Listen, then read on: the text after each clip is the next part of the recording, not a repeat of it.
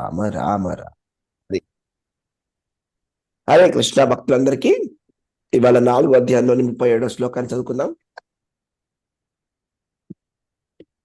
ఎవరైనా శ్లోకాన్ని చదవగలరా? చదువుతాను ప్రభుజీ. హరే కృష్ణ. హరే కృష్ణ Yes. ప్రభుజీ. హరే కృష్ణ. చదవమంటారండి ప్రభుజీ? చదవండి. హరే కృష్ణ. దండ ప్రణామాలు. 37 అండి. యథైదాంసి సమిద్ధోగ్ని భస్మసాత్ కురుతేర్జున జ్ఞానాగ్ని సర్వకర్మాణి భస్మసాత్ కురుతే తథా. అనువాదం చదవమంటారా Prabhuji? Hare Yes. Krishna.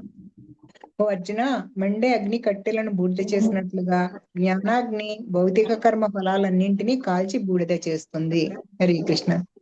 Thank you Prabhuji. దండవత్ ప్రణామం. హరే కృష్ణ. హరే కృష్ణ ప్రభుజీ. ధన్వత్ ప్రణామ్. దండవత్ ప్రణామం. ఇంకొకరు చదువుతారా? నేను చదువుతాను ప్రభుజీ. హరే కృష్ణ. చదవండి. ప్రభుజీ. హరే యథైతాంసే సమిద్ధోగ్నిర్ భస్మసాత్ కురుతే అర్జున జ్ఞానాగ్నిః సర్వకర్మాణి భస్మసాత్ కురుతే తథా. ఓ అర్జున, మండే అగ్ని కట్టెలను బూడిద చేసినట్లుగా జ్ఞానాగ్ని భౌతిక కర్మ ఫలాలన్నిటినీ కాల్చి బూడిద చేస్తుంది. Thank you Prabhuji. Hare Krishna. Hare Krishna. Thank you. ఇంకొకరు చదువుతారా? హరే కృష్ణ ప్రభుజీ. నేను చదువుతాను ప్రభుజీ. చదవండి. ఎన్నోది ప్రభుజీ? 4లో 37. నేను కూడా చదువుతాను ప్రభుజీ తర్వాత. Next. Hare Krishna. Hare Krishna.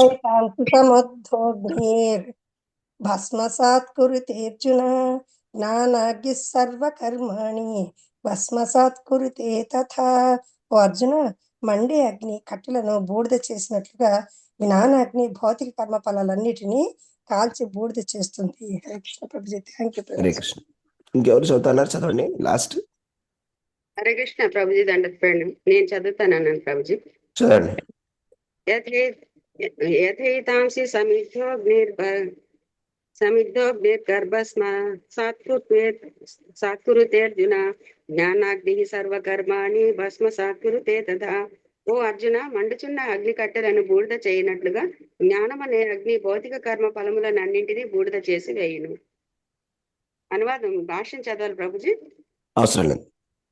Thank you so much Prabhuji. Hare Krishna. ఈ ఆపర్చునిటీ ఇచ్చినందుకు ధన్యవాదాలు ప్రణామాలు.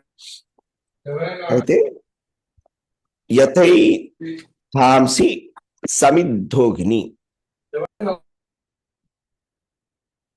యథైదాంసి సమిద్ధోగ్ని భస్మసాత్ కురుతేర్జున జ్ఞానాగ్ని సర్వకర్మాణి భస్మసాత్ కురుతే తథా. శ్రీకృష్ణ భగవానుడు చాలా అద్భుతమైనటువంటి ఉపమానాలు ఇస్తాడు. ఇక్కడ ఒక అద్భుతమైనటువంటి ఉపమానం ఇవ్వడం జరిగింది. ఏంటి ఆ ఉపమానం? ఎవరైనా చెప్పగలరా? ఇక్కడ ఏం చెప్తున్నారు? ఏంటి ఉపమానం? చెప్పినటువంటి ఉపమానం ఏంటి? జ్ఞానము అనే అగ్ని చేత కర్మలను భస్మీపట్లం చేయొచ్చు. ఏ విధంగా అయితే మనుషులని ఒక అగ్నితోటి ఎలా బూడిద చేయొచ్చు అలా అని చెప్తున్నారు. ఏ విధంగా అయితే సమిధల చేత, సమిధ అగ్ని, సమిధలకు అగ్ని అంటే ఏమైపోతుంది? ఆ సమిధలన్నీ కూడా బూడిదైపోతాయి. అదే విధంగా మనం ఏం చేయొచ్చు? జ్ఞానం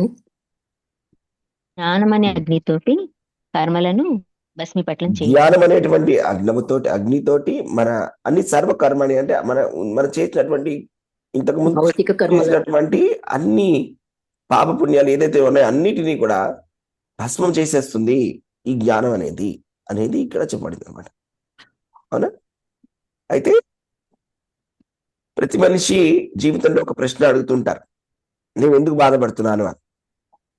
కొంతమంది కాసేపు సుఖాన్ని అనుభవిస్తాము, కాసేపు కష్టాన్ని అనుభవిస్తాము.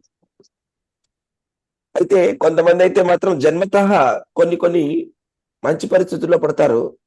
కొంతమంది ఎన్నో ఇబ్బందుల్లో పడడం అనేది జరుగుతుంది. అన్నిటికీ కూడా ఒకటే కారణం అనేది ఉన్నది. అదేమిటి అంటే కర్మ. కర్మ అంటే ఏమిటి అంటే భూత భావోద్భవో కర్మ. అంటే మనం ఏదైతే మనకి భవిష్యత్తులో మనకి శరీరాన్ని ఒకటి తయారు చేస్తుంది, ఈ కర్మ అనేది మనకి శరీరాన్ని ఒకటి తయారు చేస్తుంది. అంటే ఇవాళ మనం చేసేటువంటి పని రేపొద్దున మనకి ఒక రకమైనటువంటి ఫలితాన్ని ఇస్తుంది. ఏ విధంగా అంటే కర్మ ఎప్పుడు కూడా మన కృష్ణ భగవానుడు ఏమంటాడు? కర్మ ఫలితము, కర్మ ఫలితము, కర్మ ఫలం అంట. ఫలం అంటే ఏంటి?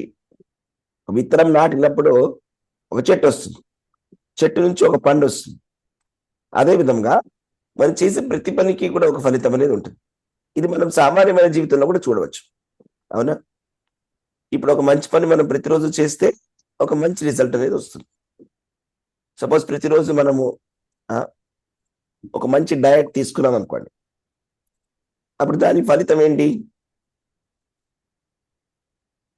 చాలా ఆయిల్ తీసుకున్నా, సింపుల్ ఫుడ్ తీసుకున్నాం అనుకోండి, మంచిగా రీసెంట్ టైం ఎక్కువగా తినకుండా సరిగ్గా తింటే అప్పుడు ఏమవుతుంది? మనకి మంచి ఆరోగ్యం, ఆరోగ్యంగా ఉంటాము, చక్కగా బాడీ ఆరోగ్యం ఫిట్నెస్ బాగుంటుంది. వస్తుంది, ఆరోగ్యంగా బలంగా ఉంటాం. ఉంటాము. అవునా? అదే విధంగా సపోజ్ మనము చాలా జంక్ ఫుడ్ కానీ, చాలా ఆయిలీ ఫుడ్ కానీ, స్పైసీ ఫుడ్ కానీ తింటే ఏమవుతుంది? అనారోగ్య పాలవుతాము కాబట్టి ఆరోగ్యం. బాగా డైజెషన్ అవునా? అవ్వదు, ఇండైజెషన్. సో ఇది మనము రెగ్యులర్ లైఫ్ లో కూడా చూస్తూనే ఉంటాం. మనం చేసేటువంటి పని దాన్ని బట్టే వస్తుంది. అంటే మనం ఏ విత్తనం వేస్తామో ఆ చెట్టు యొక్క పండే వస్తుంది అంటారు కదా. ఇప్పుడు మీరు నిమ్మకాయ చెట్టు విత్తనం వేస్తే నిమ్మకాయ చెట్టే వస్తుంది, నిమ్మకాయ పండే వస్తుంది. కానీ అందులోంచి అయితే యాపిల్ పండు రాదు కదా. సో మనం మంచి పని చేసినప్పుడు మంచి ఫలితాలు వస్తాయి, చెడ్డ పని చేసినప్పుడు చెడ్డ ఫలితాలు వస్తాయి. కాబట్టి ఈ విధంగా మనము అనాది కాలంగా జీవుడు చాలా పనులు చేస్తూనే ఉన్నాడు. అయితే ఈ సుఖ దుఃఖాలకి కారణం ఎవరు? సుఖ దుఃఖాలకి కారణం భగవంతుడా అనేది చాలా మందికి ప్రశ్న వస్తుంది. సుఖ దుఃఖాలకి కారణం భగవంతుడా ఎవరు? సుఖ దుఃఖాలకి జీవుడే ప్రభుజీ, జీవుడు కర్మలు ఆ ప్రభుజీ, విధంగా మనం చేసిన కర్మ ఫలాల వల్ల మనమే అనుభవిస్తుంటాం. కర్మ అవుతాం ప్రభుజీ. మనం చేసిన కర్మలకి మనమే అనుభవించాలి. కరెక్ట్.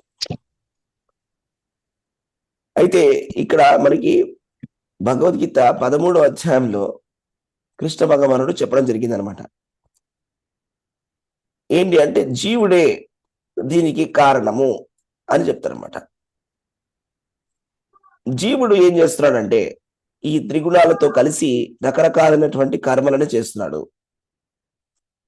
సో అటువంటి కర్మలు చేయడం వల్ల ఏమవుతుందంటే సుఖ దుఃఖాలని పొందుతున్నాడు. అవునా? జీవుడు కర్మలు చేస్తున్నాడు.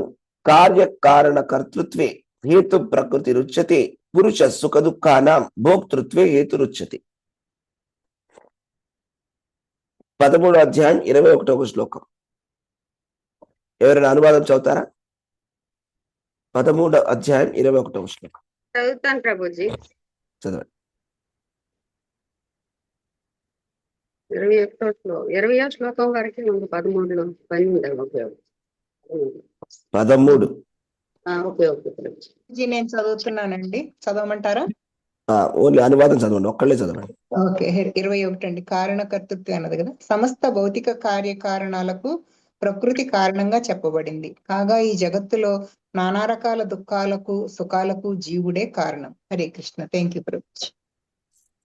భౌతిక కార్యాలన్నింటికీ కారణం ప్రకృతి. జగత్తులో ఉండేటువంటి వివిధ సుఖ దుఃఖాలకి ఎవరు కారణం? జీవుడే. జీవుడే కారణం. కృష్ణ భగవానుడు స్పష్టంగా చెప్తున్నాడు కదా. అవునా? కాబట్టి ఇలాగా జీవుడు ఏం చేస్తున్నాడట? జీవుడు చాలా చాలా చాలా చాలా పనులు చేసేస్తున్నాడు. అవునా? ఎందుకు? జీవుడు ప్రకృతిని అనుభవించాలి అనేటువంటి ఒక ఆశ జీవుడికి. అసలైనటువంటి భోక్త భగవంతుడు అనే విషయాన్ని మర్చిపోతాడు. పరమాత్మ భోక్త. ఆ విషయాన్ని మర్చిపోయి మనం భగవంతుడు భోగించాలి అనే విషయాన్ని మర్చిపోయి మనం భోగించడానికి ప్రయత్నం చేస్తాం ప్రకృతిని. ఇలా చేసేటువంటి ఈ ప్రయత్నమే ఒక పాపం. నేను భోగించాలి అనుకోవడమే ఒక పాపం.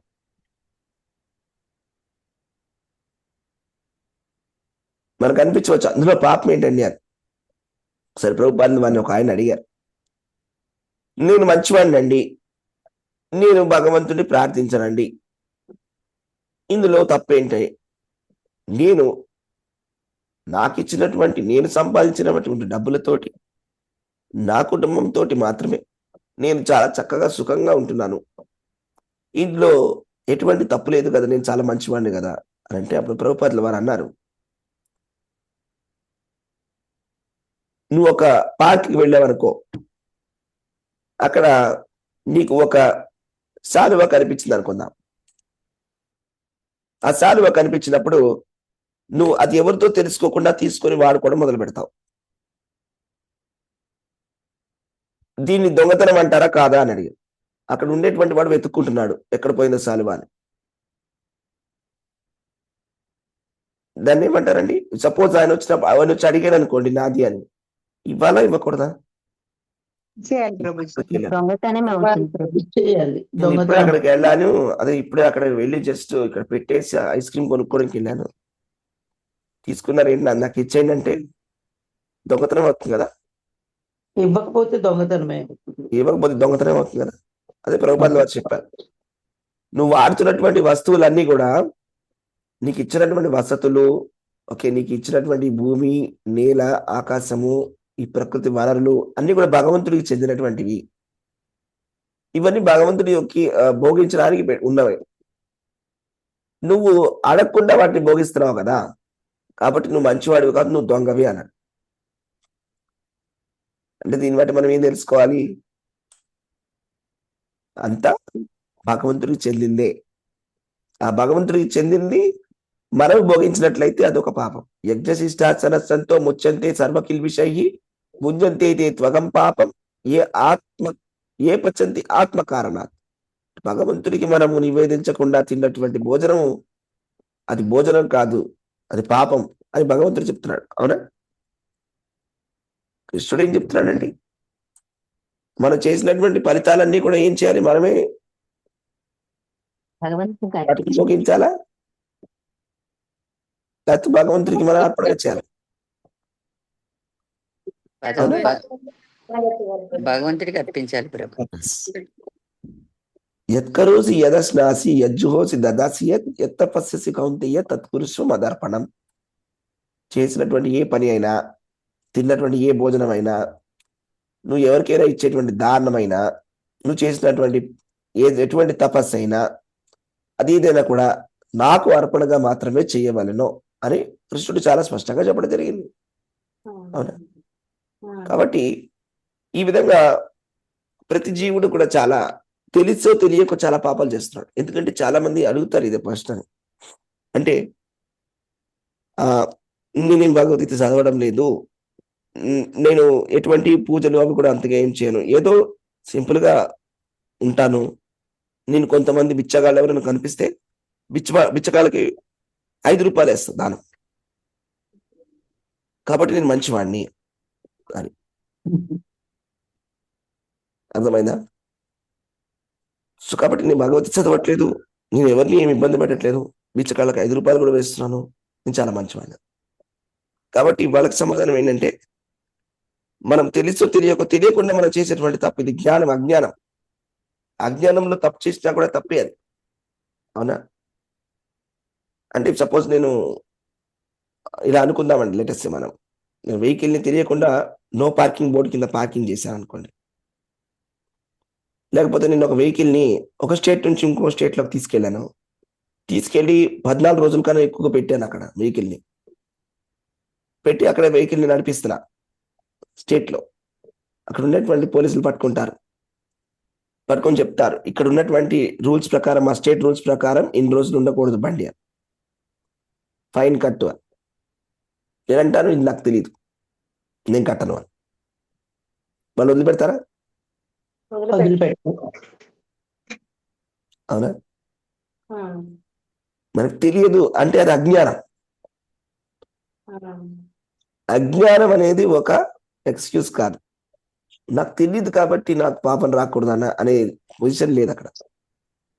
తెలిసినా తెలియకపోయినా చేసినటువంటి తప్పులకి మనకి పాపం అనేది వస్తుంది. ఆ విధంగా ఈ ఎంతో మనం పాపాలను చేసాం తెలుసో తెలియకో, ఈ జన్మలోనే కాదు ఎన్నెన్నో జన్మలలో. అవునా? కృష్ణ భగవానుడు చెప్తారు, ఎన్నో జన్మలు, అనాది కాలంగా మనం ఉన్నాం, ఎన్నో జన్మలు ఎత్తేసాం. ఇన్ని జన్మల్లో మనం ఎన్ని పాపాలు చేసామో మనకి తెలియదు. అవునా? ఒకరోజు ద్రౌపదీదేవి అడిగింది కృష్ణ భగవానుడిని, నేను పుట్టినప్పటి నుంచి ఎటువంటి పాపం చేయలేదు, చాలా మంచిదాన్ని, మరి నాకెందుకు ఇన్ని కష్టాలు వస్తున్నాయి? యుధిష్ఠిర మహారాజు కూడా అడిగాడు, నాకు గుర్తున్నంత వరకు నేనేం పాపం చేయలేదే, నాకు ఇన్ని కష్టాలు వచ్చాయి ఎందుకు అని అడుగుతాడు. అప్పుడు కృష్ణ భగవానుడు సమాధానం చెప్పాడు, ఎవరికి తెచ్చాయని చెప్పాడు. వాళ్ళు కూడా గత జన్మల్లో చేశారు ప్రభుజీ. అది ఏం చేశారు? ఆమె ద్రౌపది ఒక ముని వచ్చినప్పుడు ఆయన దగ్గర చెప్తారు ప్రభుజీ. మనం ఒక వ్రతంలో మనం దీన్ని చెప్పుకుంటాం ఈ కథని. అధిక మాసం వ్రతం వాళ్ళు చేయలేదు. కరెక్ట్. పురుషోత్తమ మాసం. కృష్ణ భగవానుడు చెప్తే అధిక మాసాన్ని మీరు పట్టించుకోలేదు. పురుషోత్తమ మాసము భగవంతుడికి సమానమైనటువంటి పురుషోత్తమ మాసాన్ని ఆయన పట్టించుకోలేదు వాళ్ళు, కాబట్టి మీకు ఇన్ని కష్టాలు వచ్చినాయి.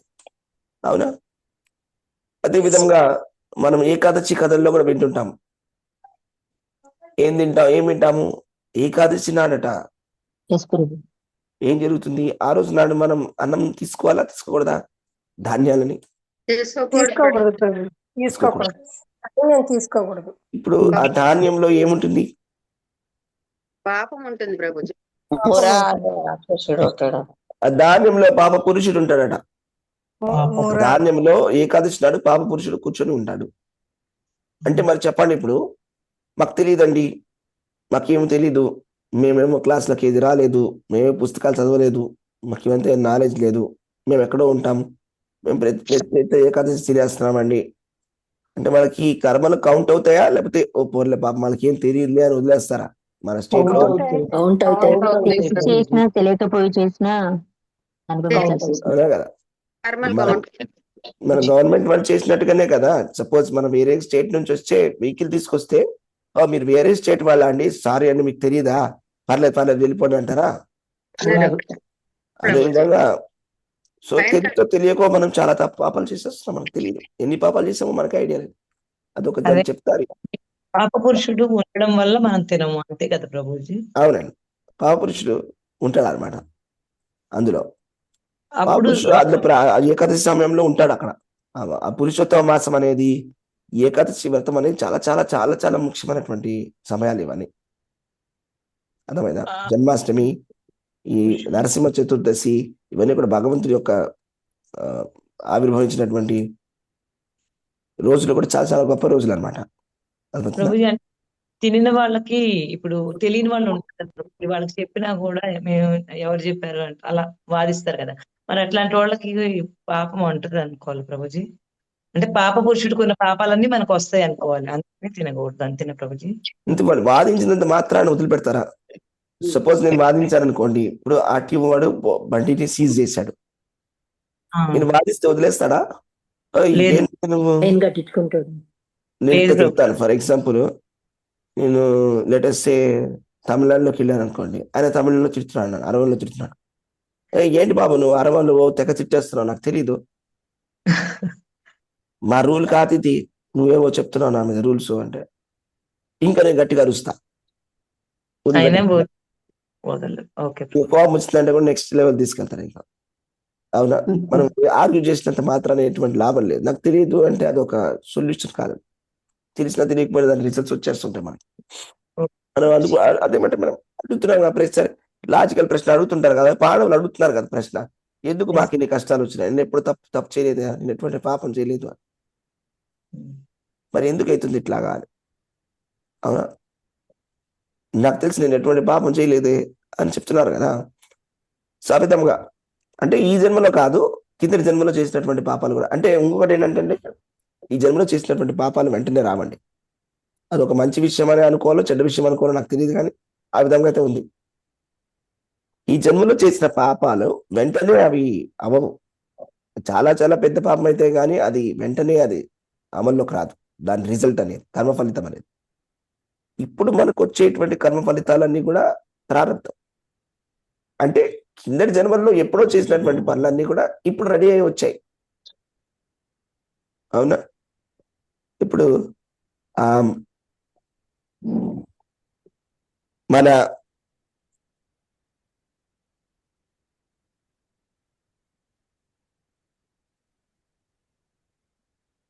కౌరవులు ఉన్నారు, అవునా? సో ధృతరాష్ట్రుడు ఉన్నాడు. ధృతరాష్ట్రుడు ఆయన 100 మంది పుత్రులందరూ కూడా చనిపోవడం జరిగింది. 100 మంది పుత్రులు చనిపోవడానికి కారణం ఏంటి చెప్పండి?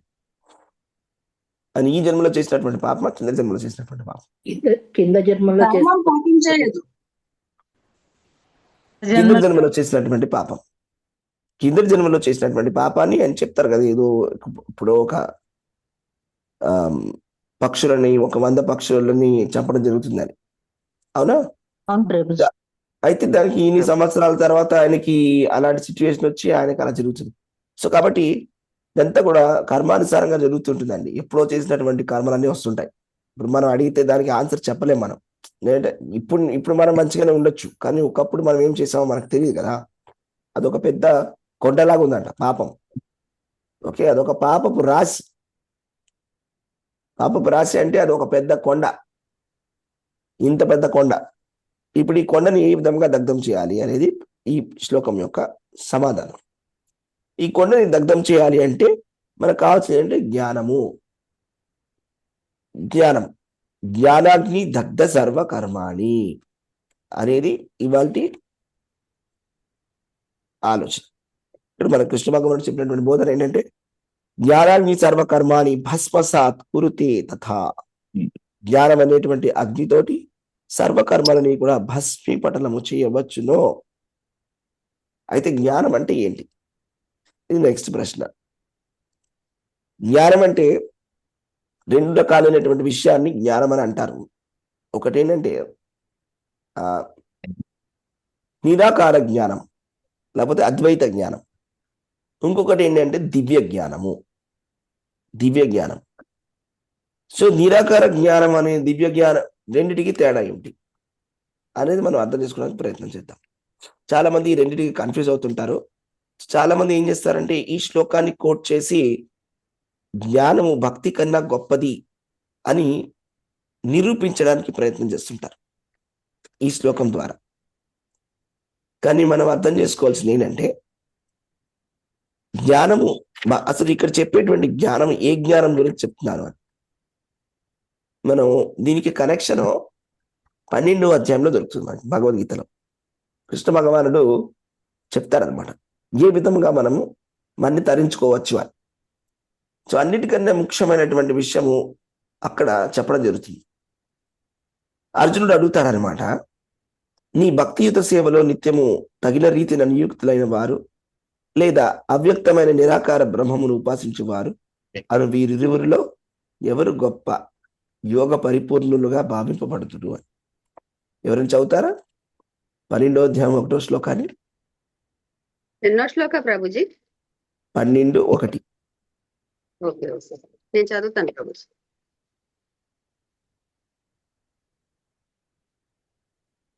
హరే కృష్ణ ప్రభుజీ, నేను చదవనా? హరే కృష్ణ. ఒకళ్ళు చదవండి, ఎవరైనా ఒకళ్ళు. ఎవరు ఫస్ట్ చదువుతారు? అర్జున ఉవాచ. శ్లోకం జస్ట్ ట్రాన్స్లేషన్, అనువాదం చదవండి. అర్జునుడు ప్రశ్నించాను, నీ భక్తియుక్త సేవలో నిత్యము తగిన రీతిన నియుక్తులైన వారు లేదా అవ్యక్తమైన నిరాకార బ్రహ్మమును ఉపాసించువారు అను వీరిరువురిలో ఎవరు గొప్ప యోగ పరిపూర్ణులుగా భావించబడుదురు? Hare Krishna. Thank you so much Prabhuji. Hare Krishna. దండకు ప్రణామం. హరే కృష్ణ. అయితే నెక్స్ట్ అనువాదం చదవండి. దానికి భగవంతుడు సమాధానం ఏం చెప్పాడు అంటే, ఇక్కడ ప్రశ్న ఏంటంటే ఎవరైతే నిరాకారాన్ని ఆరాధిస్తారు కదా, సో నిరాకారాన్ని ఆరాధించేటువంటి అద్వైతవాదులు గొప్ప వాళ్ళ, భక్తులు గొప్ప వాళ్ళ అనే ప్రశ్న. భగవంతుడు ఏం సమాధానం చెప్పాడు? ఆ రెండో శ్లోకానికి అనువాదం చదవండి. హరే కృష్ణ ప్రభుజీ. శ్రీకృష్ణ భగవానుడు పలికెను, నా సాకార రూపము పైననే తమ మనస్సును స్థిరపరిచి మహోన్నతమైన దివ్యమైన శ్రద్ధతో నన్ను అర్పించడములో సర్వదా నెలకొని ఉన్నవారే అత్యంత పరిపూర్ణులని నేను భావిస్తాను. హరే కృష్ణ ప్రభు. హరే కృష్ణ. కాబట్టి మనకి భక్తులు మరియు అద్వైతవాదుల్లో ఎవరు గొప్ప యోగులని భగవంతుడు తేల్చారండి? భక్తి చేసేటువంటి, సాకార రూపాన్ని చేసేటువంటి భక్తులు మాత్రమే. అవునా? కాబట్టి ఇక్కడ నెక్స్ట్ కృష్ణ భగవానుడు ఏం చెప్తారంటే ఒక పద్ధతిని చెప్పుకుంటూ వస్తారన్నమాట. ఏ విధంగా మనము భక్తిని చెయ్యాలి అని. భక్తిని చేయాలి అని చెప్పినప్పుడు 8వ శ్లోకాల్లో చెప్తారు. 8వ శ్లోకం అనువాదం చదవండి ఎవరు. 11వ అధ్యాయం 12లో 8. చదవాలి ప్రభుజీ. దేవదేవుడైన నా మీదనే నీ మనస్సును స్థిరపరచు, నీ బుద్ధినంతా నా కొరకే ఉపయోగించు. ఆ విధంగా నీవు నిస్సందేహంగా నాలోనే సర్వదా నివసిస్తావు. హరే కృష్ణ. అంటే అన్నిటికన్నా ముఖ్యంగా మొదటి విషయం ఏంటంటే, సాకారవాదులు ఎవరైతే భక్తులు ఉన్నారో వాళ్ళు పరిపూర్ణమైనటువంటి యోగులు. మొదటి విషయం. రెండో విషయం ఏంటంటే ఎవరైతే భగవంతుడి పైన స్థిరంగా మనసును నిలిపి నిత్యము తన బుద్ధిని భగవంతుడి కొరకే వినియోగిస్తారో వాళ్ళు నిస్సందేహంగా భగవంతుడి దగ్గరికి వెళ్ళిపోతారు. అలా చెప్పుకుంటూ వస్తారు. నెక్స్ట్ 9వ శ్లోకం యొక్క అనువాదం చదవండి. 9. నేను చదువుతాను ప్రభుజీ. శశికళ చదవండి. 11వ అధ్యాయం 9వ శ్లోకమా? అవును. 9వ అధ్యాయం 9 కాదు, 12వ అధ్యాయం 9. చదువుతున్నాను ప్రభుజీ. ప్రియమైన ఓ అర్జున, ధనంజయ, నీవు స్థిరముగా నాపై మనస్సును లగ్నము చేయ సమర్థుడవు కానిచో భక్తి యోగంలోని విధి విధానములను అనుసరించుము. ఆ విధముగా నీవు నన్ను పొందు కోరికను వృద్ధి చేసుకొనుము. Thank you Prabhuji. హరే కృష్ణ. హరే కృష్ణ. ధన్యవాదాలు. అయితే ఇక్కడ భగవంతుడు ఏం చెప్తారంటే, అన్నిటికన్నా ముఖ్యమైనది భక్తి చేయడం. అవునా? ఎప్పుడు కూడా మన మనస్సుని మన బుద్ధిని స్థిరంగా భగవంతుడి పైన నిలపాలి. ఆ విధంగా చేయలేకపోతే భక్తి యోగంలో ఉండేటువంటి వివిధ విధానాలను పాటించాలి. అది చేయలేకపోతే భగవంతుడికి సంబంధించినటువంటి ఒక కర్మని చేయాలి. నా కొరకు కర్మని చేయాలి, భగవంతుడి కర్మ, కృష్ణ కర్మని చేయాలి. అది కూడా సంభవించకపోతే సర్వకర్మ ఫలితాలని విడిచి ఆత్మస్థితుడు అవ్వడానికి ప్రయత్నం చేయాలి. అది నెక్స్ట్. తర్వాత 12 ఎవరైనా 12వ శ్లోకం యొక్క ఇక్కడ చదవండి. 12వ శ్లోకం యొక్క భావం,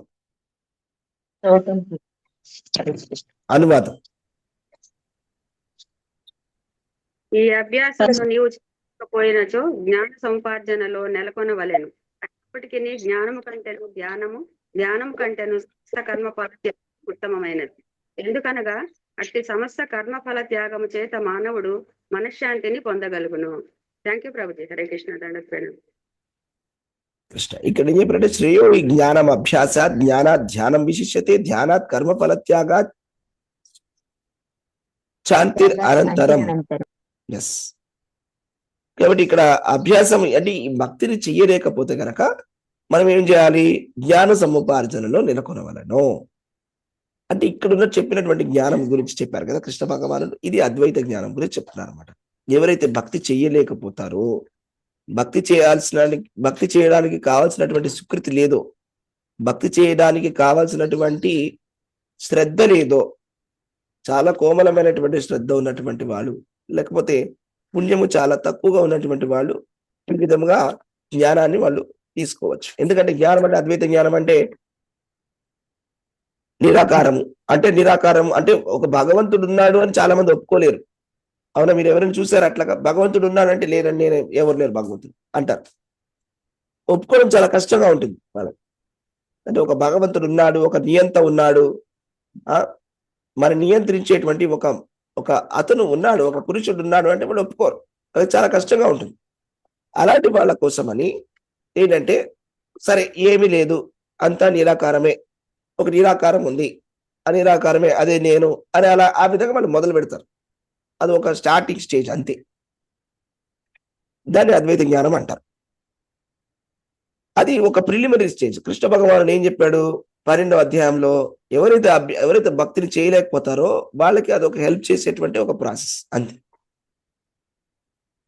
కానీ ఇక్కడ 37వ శ్లోకంలో చెప్పినటువంటి జ్ఞానం ఏదైతే ఉందో అది,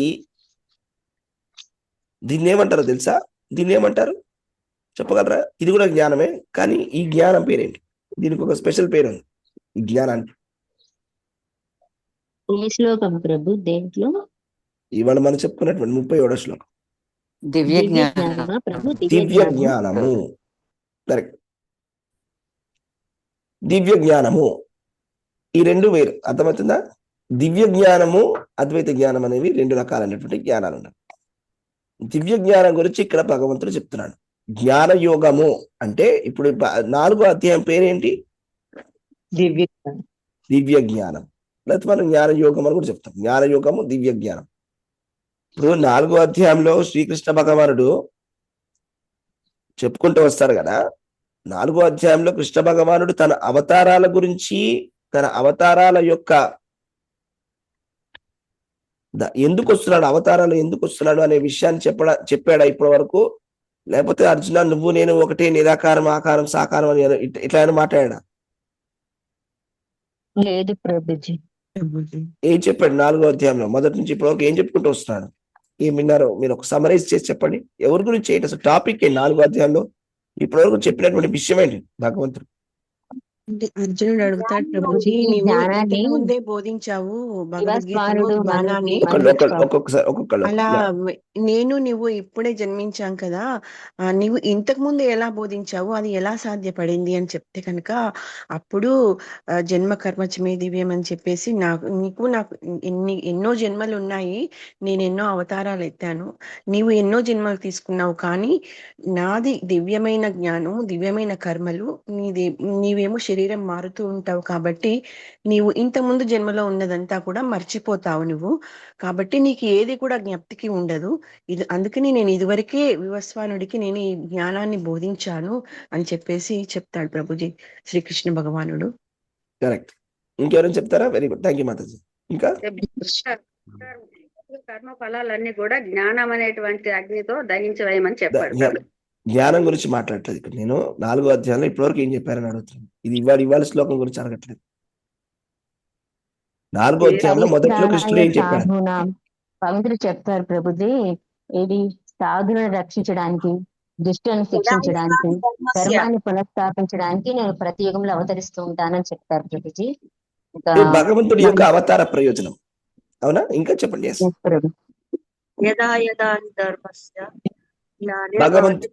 కరెక్ట్. భగవంతుడి యొక్క అవతార ప్రయోజనం.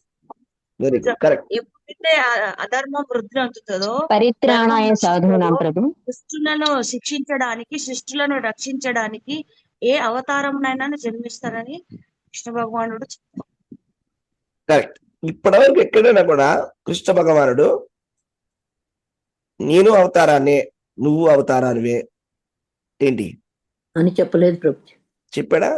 లేకపోతే నేను నిరాకారాన్ని, నేను నిరాకారము, నువ్వు నిరాకారాన్ని పట్టుకో, అట్లా చెప్పలేదు ప్రభు.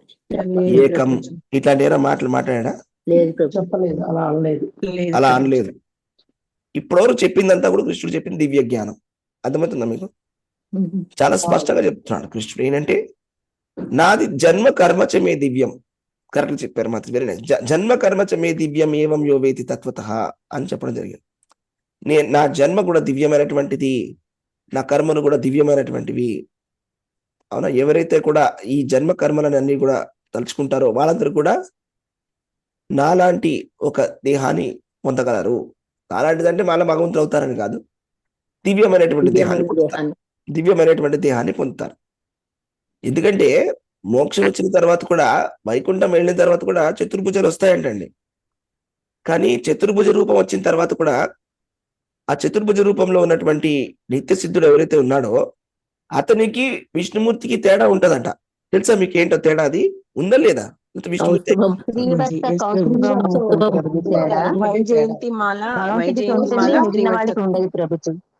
రెండు మాత్రం ఉండవు ప్రభుజీ. కౌస్తుభం ఉండదు, శ్రీవత్సం ఉండదు, అవునా? వైజయంతిమాల ఉండదు. కాబట్టి ఈ అద్వైత జ్ఞానం అనేది ఇక్కడ చెప్పట్లేదు జ్ఞానం అంటే. కాబట్టి మన జ్ఞానాగ్ని ధర్మ కర్మాణి అంటే అద్వైత జ్ఞానం కాదు. చాలా స్పష్టంగా తెలుస్తుంది మనకి. ఇప్పటివరకు కృష్ణుడు చెప్పిన మాటలు ఎక్కడ కూడా అట్లా చెప్పలేదు. అసలు నిరాకారం గురించి అసలు మెన్షనే లేదు ఇక్కడ. అవునా? ఎక్కడ కూడా కృష్ణుడు నువ్వు నేను ఒకటే అనే మాట అసలు ఎక్కడా అనలేదు. ఇంకా స్పష్టంగా చెప్పాలంటే నువ్వు వేరే నేను వేరే అన్నాడు. అవునా? నువ్వు చేసేది నువ్వు మర్చిపోతావు, అంతా నీ జన్మలని నువ్వు మర్చిపోతావు, నేను మర్చిపోను.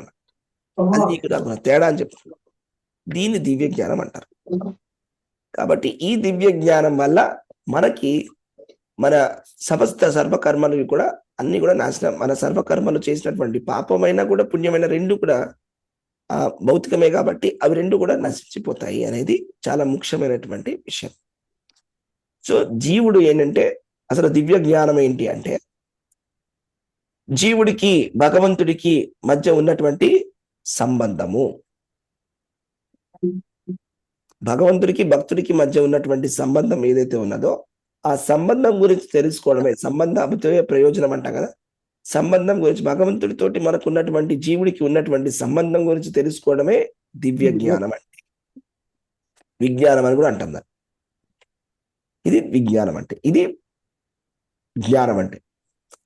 అదే మనము భగవత్ రహితమైనటువంటి జ్ఞానాన్ని గనక మనము ఉపాదించడానికి మనం ప్రయత్నం చేసామనుకోండి, అంటే ఈ జ్ఞానంలోంచి ఇప్పుడు స్పిరిచువాలిటీ అనే పేరుతోటి మనం భగవంతుడిని పక్కన పెట్టేస్తాం అనుకోండి ఇందులోంచి, అప్పుడు అది ఏమవుతుంది తెలుసా? ప్రహ్లాద్ మహారాజ్ ఏం చెప్పాడు తెలుసా? ఏ విధంగా అయితే మీరు హస్క్ని ఏమంటారంటే తెలుగులో పొట్టు, గడ్డి కాదు, మీరు రైస్ కొడితే వస్తుందిగా బయటికి పొట్టు లాగా,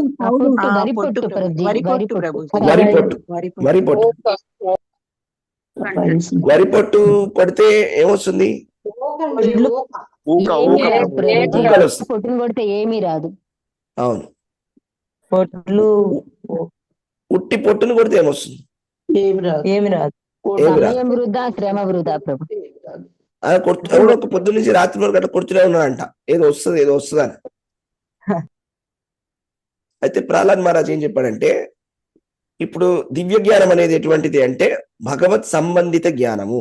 అంటే అందులో దాని ఏమంటారు, ఊకలు ఉన్నాయి అందులో. అదే భగవంతుడు ఉన్నాడు అందులో. భగవంతుడు ఉన్నంత వరకు దానికి ఒక స్పెషాలిటీ అనేది ఉన్నది. అది తీసేసిన తర్వాత ఏమవుతుందంటే అది ఒక రకమైన అద్వైత జ్ఞానం. ఇప్పుడు అద్వైత జ్ఞానం అనేది ఎట్లాంటిదంటే ఊకలు, అంటే భగవంతుడు లేడు, భగవంతుడితో సంబంధం లేదు. ఇక అస్తమానం నేను, జీవుడు, బ్రహ్మము ఇట్లాంటి మాటలే. ఇంకా భగవంతుడితో కనెక్షన్ ఉండదు. భగవంతుడి దివ్యమైనటువంటి నామము, లీలలు, భగవత్ సంబంధితమైనటువంటి చర్చ ఉండదు ఇక అందులో. అలాంటి వరి పొట్టు తీసుకొని కొడుతూ ఉంటే ఏమొస్తుంది అని అడుగుతున్నాడు ప్రహ్లాద్ మహారాజ్. వరి పొట్టు కొడితే ఏమైనా వస్తుందా బెనిఫిట్? ఏమి రాదు. వృధా ప్రయాస. కాసేపు క్యాలరీస్ బర్న్ అయ్యి ఎక్సర్సైజ్ అవుతుంది. అవునా? అది భౌతికమే ప్రభుజీ, అదంతా దానివల్ల ఎటువంటి బెనిఫిట్ అనేది లేదు ప్రభుజీ. కాబట్టి ఇది జ్ఞానం అన్నమాట. భగవంతుడికి సంబంధించినటువంటి జ్ఞానమే దివ్య జ్ఞానం అనేది. అందుకనే శ్రీమద్ భాగవతంలో నారదుడు చెప్తారనమాట, ఏ జ్ఞానంలో అయినా కూడా భగవంతుడు లేనట్లయితే అది తత్మన్యే, అది కేవలం వేస్ట్ అని చెప్పేస్తున్నాడు నారదుడు. ఇప్పుడు ఏదైనా ఒక టాపిక్ ఉందనుకోండి, ఆ టాపిక్ లో కృష్ణుడికి సంబంధించిన విషయం లేకపోతే అది వేస్ట్. ఏ టాపిక్ అయినా, ఏ బుక్ అయినా ఉండొచ్చు. ఒక పుస్తకం ఉంది, ఆ పుస్తకంలో కృష్ణుడి గురించి రావట్లేదు చివరికి టాపిక్, ఆ బుక్ వేస్ట్ అని నారదుడు చెప్పాడు. చతుశ్లోకి భాగవతంలో కూడా విష్ణుమూర్తి చెప్పడం జరిగింది. చతుశ్లోకిలో 4వ శ్లోకం ఏం చెప్పాడు భగవంతుడు? ఎవరైనా చెప్పగలరా? చతుశ్లోకి 4వ శ్లోకం చదవగలరా ఎవరైనా తెలిసిన వాళ్ళు? చతుశ్లోకి భాగవతం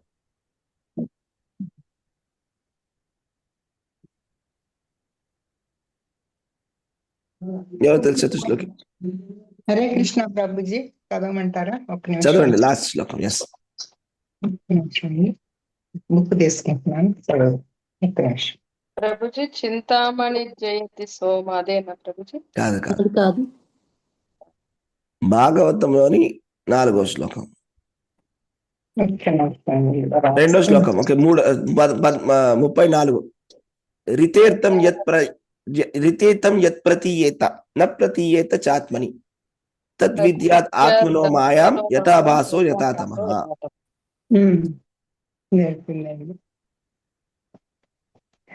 అంటే ఓ బ్రహ్మదేవుడు చెప్తున్నాడు, రితేతం యత్ ప్రతీయేతో న ప్రతీయేతో చాత్మని. 34 34 అండి. Okay okay. ఋతేర్థం యత్ర తీయేత న ప్రతీయేత చాత్మని తద్విద్యాదాత్మనో మాయా యథా భాసో యథా తమః. అనువాదం ఉంటే చదవండి. ఏంటండి అనువాదం ఉందా? తెలుగులో అనువాదం ఉంటే చదవండి. ఒక్క నిమిషం ఉండండి. అనువాదం నేను నోట్బుక్ లో ఈ బ్రహ్మదేవుడు అడిగిన 4 ప్రశ్నలకి నోట్స్ రాసుకున్నానండి. ఇందులో అనువాదం లేదు ప్రభుజీ. పర్వాలేదండి. అయితే కృష్ణ భగవానుడు చెప్తున్నారంటే, ఏదైనా కూడా మీకు విలువైనది కనిపించినట్లయితే, ఓ బ్రహ్మదేవ, ఏదైనా విలువైనదిగా కనిపించినట్లయితే, దానికి నాతో సంబంధం కనుక లేనట్లయితే అది నిజమే కాదు, అది నా మాయ. ఏ విధంగా అయితే చీకట్లో మనకి ప్రతిబింబం కనిపిస్తుందో అలాగే ఇది కూడా అని చెప్పాడు. ఏదైనా కూడా మీకు విలువైనది కనిపించింది అనుకోండి, కృష్ణుడితోటి సంబంధం లేదనుకోండి, దాన్ని ఏమంటారు? దాన్ని మాయ అంటారు. అవిద్య, మాయ, అంతే. అది మీరు ఎంత మంచి శ్లోకాల్లో చెప్పండి, మీరు చాలా చక్కటి శ్లోకాల్లో చెప్పచ్చు, మీరు చాలా చక్కటి సంస్కృత శ్లోకాలలో చాలా గొప్పగా అందరు చప్పట్లు కొట్టే విధంగా చెప్పచ్చు. ఇప్పుడు ఎన్నో సినిమాలు ఉంటాయి, 100 రోజులు ఆడిన సినిమాలు ఉండొచ్చు, 200, 300 రోజులు ఆడిన సినిమాలు కూడా ఉండొచ్చు, కానీ అది కూడా మాయనే. అది ఇప్పుడు 600 రోజులు సినిమా అని చెప్పి అది మనం జ్ఞానం అని చెప్పలేం కదా. అలాగే చాలా అద్భుతంగా కనిపించవచ్చు ఏదైనా ఒక విషయం మనకి, కానీ కృష్ణుడితో సంబంధం లేదంటే అది ఏంటది? దొరికిందండి. ఓ బ్రహ్మదేవ, అర్ధయుక్తముగా ప్రతీతమగునది ఏది కలదో అది నాతో సంబంధమును కలిగి ఉండనిచో దాని యందు ఎట్టి వాస్తవికత లేదు. అట్టి దానిని నా మాయగా నెరుగుము. అది అంధకారమునందు గోచరించు ప్రతిబింబము వంటిది. Hare Krishna. Thank you Prabhu. So అంధకారంలో ప్రతిబింబం వంటిది. సో అంధకారంలో ప్రతిబింబం చూడొచ్చా? అంధకారంలో ప్రతిబింబం ఎట్లా కనిపిస్తుంది? అవునా? కాబట్టి సో ఏదైతే కనుక మనకి ఏ జ్ఞానం అయితే భగవంతుడి దగ్గర తీసుకెళ్ళదో, భగవంతుడి యొక్క దివ్యమైనటువంటి రూప, గుణ, లీల మరియు ధామము, భక్తుల గురించి మాట్లాడినటువంటి జ్ఞానము, భగవంతుడి యొక్క రూపాన్ని కించపరిచేటువంటి ఒక జ్ఞానాన్ని జ్ఞానం అని చెప్పరు. దాన్ని ఏమంటారు? మాయా అని అంటారు. అందుకనే మనం మాయావాదం అని పిలుస్తాం. ఇప్పుడు మీకు అర్థమైందా? ఈ శ్లోకంలో కృష్ణ భగవానుడు చెప్పినటువంటి విషయం ఇది. ఏ జ్ఞానం గురించి చెప్తున్నాడు కృష్ణుడు? కృష్ణుడు చెప్పేటువంటి జ్ఞానము. హరే కృష్ణ. సారీ ప్రభుజీ, ఎన్నో స్కందం ఎన్నో శ్లోక ప్రభుజీ? 2వ స్కందంలో 9వ అధ్యాయంలో 34. Okay okay, thank you so much Prabhuji. Hare Krishna. దండత్ ప్రణామం.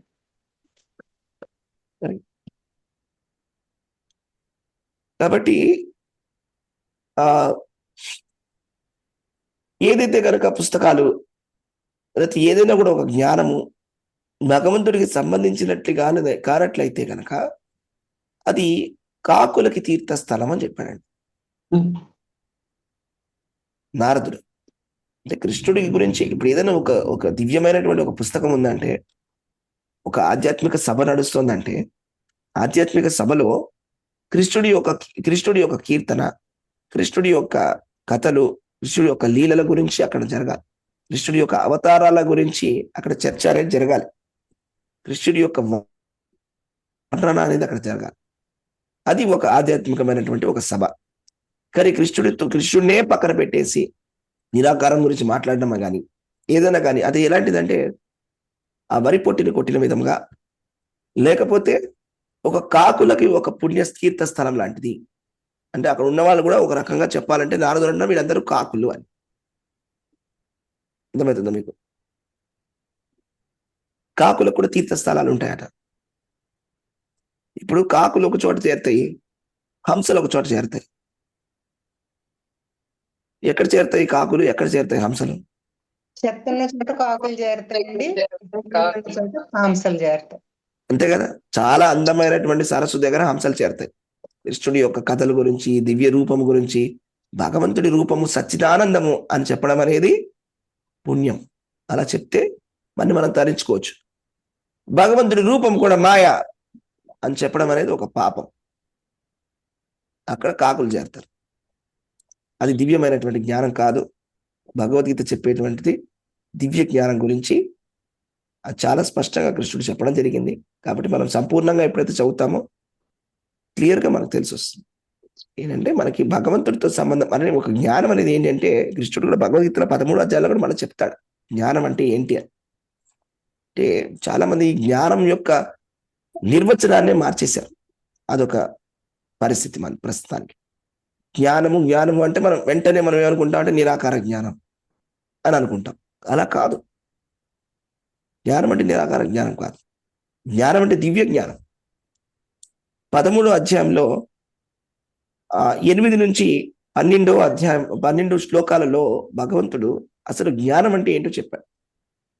అమానిత్వం, అడంబిత్వం, అహింస, క్షాంతిరార్జమం, ఆచార్యోపాసనం, శౌచం, స్థైర్యం, ఆత్మ వినిగ్రహ, ఇంద్రియార్థేషు వైరాగ్యం, అరహంకార ఏవచ, జన్మ మృత్యు జరా వ్యాధి దుఃఖ దోషానుదర్శనం, ఆసక్తిర్ అనభిస్వంగ, ఉత్తరధారా గృహాదిషు, నిత్యం చ సమచిత్తత్వం, ఇష్టానిష్టోపత్తిషు, మయి చాన్యయే అనన్యయోగేన భక్తిరవ్యభిచారిణి, వివిక్త దేశ సేవిత్వం, అరతిర్ జన సంసది, ఆధ్యాత్మ జ్ఞాన నిత్యత్వం, తత్వజ్ఞానార్థ దర్శనం, ఏత జ్ఞానం ఇది ప్రోక్తం, అజ్ఞానం యత అతోన్యథా. ఏత జ్ఞానం ఇది ప్రోక్తం అంటే ఇప్పుడు నేను చెప్పినటువంటి విషయాలన్నీ ఇది జ్ఞానం అంటే. అజ్ఞానం యతనున్యథ అంటే ఇది కానటువంటిదంతా కూడా అజ్ఞానం అని. అందుకు కృష్ణుడు ఏం చెప్పాడో తెలుసా?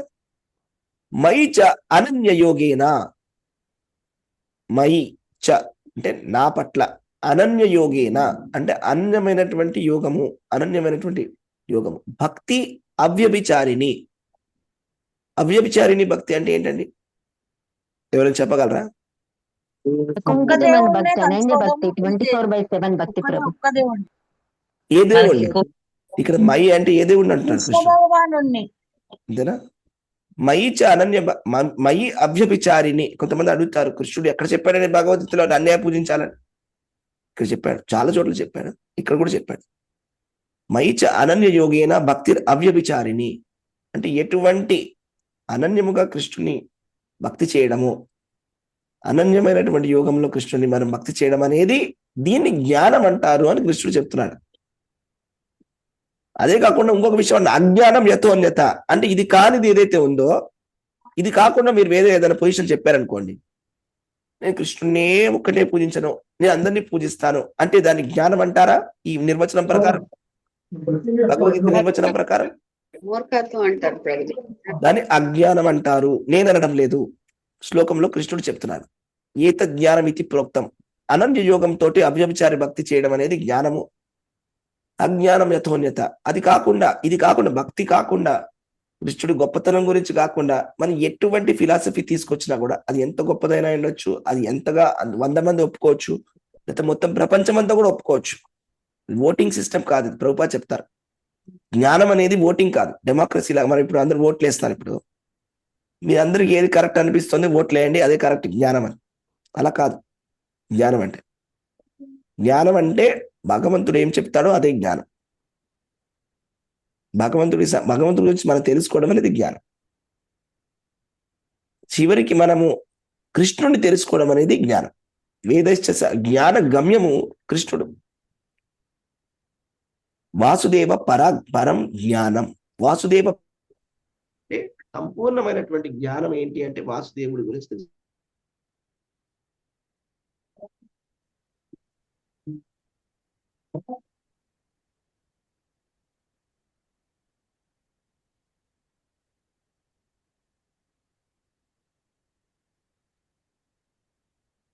వాయిస్ వినిపించట్లేదు ప్రభుజీ, వినిపించట్లేదండి వాయిస్.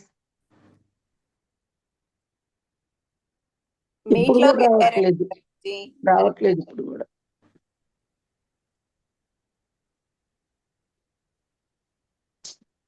లేదు ప్రభుజీ, రాలేదు.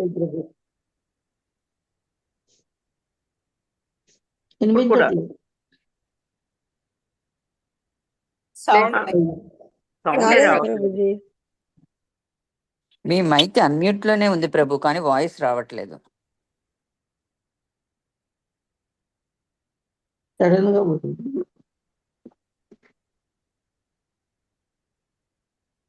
లేదు ప్రభుజీ రాలేదు.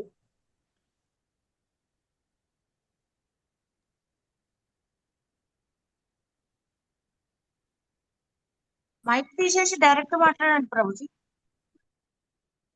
Hello hello hello. ఎస్ ప్రభు, వినపడుతుంది ప్రభు. ఓకే, అంతే. సో హరే కృష్ణ. సో ఏం చెప్తున్నా అంటే భగవంతుడి గురించి, కృష్ణుడి గురించి తెలుసుకోవడం సంపూర్ణ జ్ఞానం అంటే వాసుదేవ పరం జ్ఞానం. వాసుదేవ అంటే కృష్ణుడి గురించి తెలుసుకోవడం అనేది పరమైనటువంటి జ్ఞానము. కృష్ణుడిని పక్కన పెట్టేసి కృష్ణుడి రూపాన్ని నిందిస్తూ కృష్ణుడి రూపం అంటే సచ్చిదానందం కాదు, అది కూడా ఒక మాయే. కృష్ణుడికి అదొకటే రూపం, వేణు ఉన్నటువంటి రూపమే రూపం కాదు, దేవతల రూపం కూడా ఒకటే. ఇట్లాగా దీన్ని వితండవాదం అంటారు, అజ్ఞానం అని కూడా అంటారు. దాన్ని జ్ఞానం, దివ్య జ్ఞానం అని అనరు. అటువంటి జ్ఞానం వల్ల ఎవరికి ఎటువంటి లాభం లేదు. ఎందుకంటే ఏ విధంగా అయితే నేను చెప్పినట్టుగా వరి పొట్టు తీసుకొని ఎంత కొట్టినా కూడా దాని నుంచి ఏమి రాదు, కాసేపు మంచి ఎక్సర్సైజ్ అవుతుంది, వడ్లయితే రావు. ఓకే, హరే కృష్ణ. ధన్యవాద ప్రణామాలు. ఓకే, హరే కృష్ణ. హరే కృష్ణ ప్రభుజీ, దండవత్ ప్రణామాలండి. ధన్యవాదాలు ప్రభుజీ.